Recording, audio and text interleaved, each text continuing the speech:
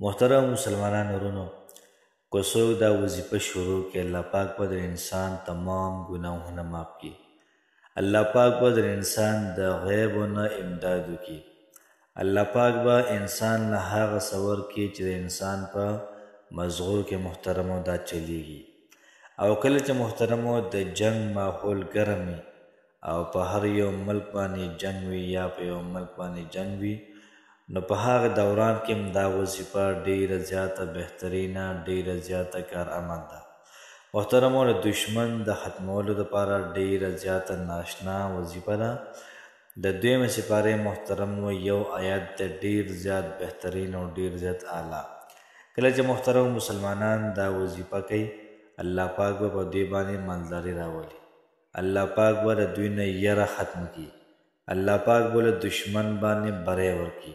نو که تاسو هم په دشمن باندې بری غواړئ چې دشمن دا ناکامه شي، ختم شي او موږ پې غالب راشو، او الله پاک دې زموږ امداد وکړي، الله پاک دې زموږ حاجات پوره کړي، مشکلات دې ختم کړي، او دغرنګې الله پاک دې موږ له مال او دولت راکړي.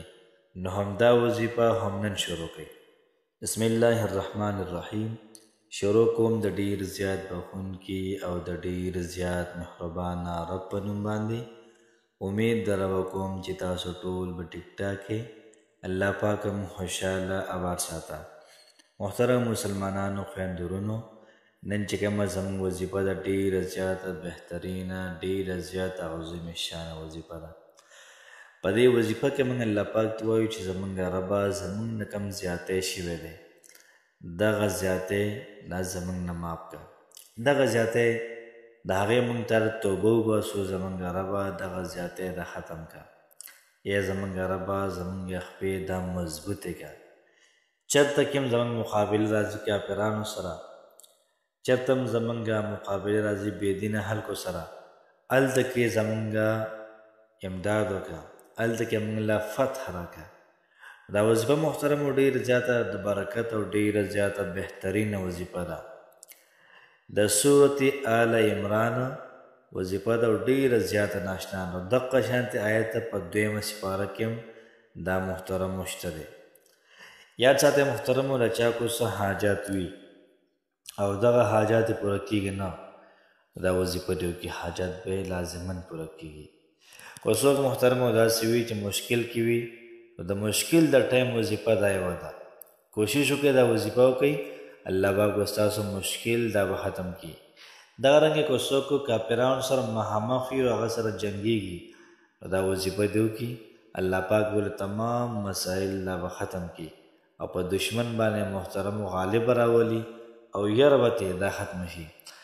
نبی کریم صلی الله علیه و آله وسلم فرمایي چې تاسو د جنگ تمنا مه کوئ، تاسو د الله پاک نه جنگ مه غواړئ، خو چې کله جنگ رالی نو بیا تاسو ثابت قدم اوسېږئ، بیا تاسو یریږئ مه، بیا تاسو د حالاتو مقابله وکئ. بیا دشمن چې تاسو ویروئ، ویزغلوئ، دا به ستاسو لپاره ډېره زیاته بهترینه خبره.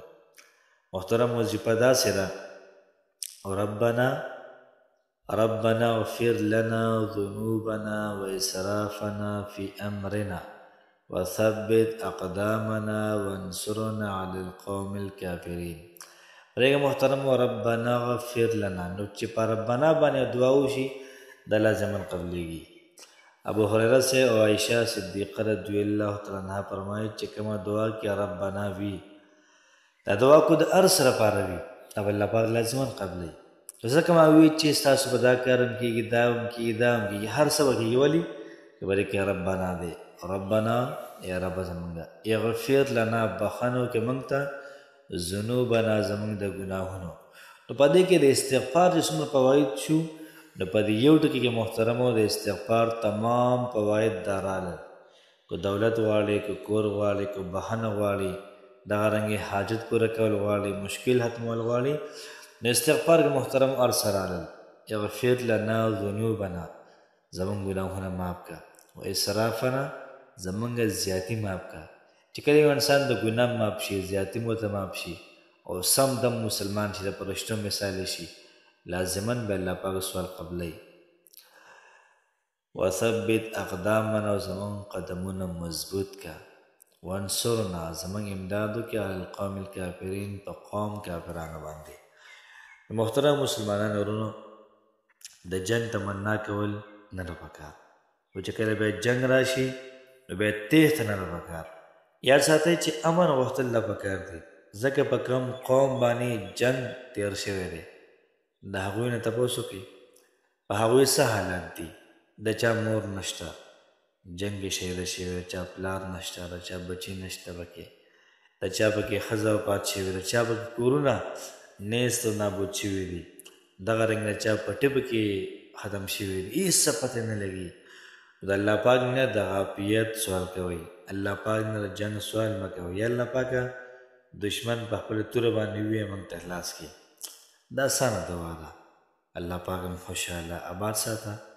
السلام علیکم ورحمة الله وبرکاته.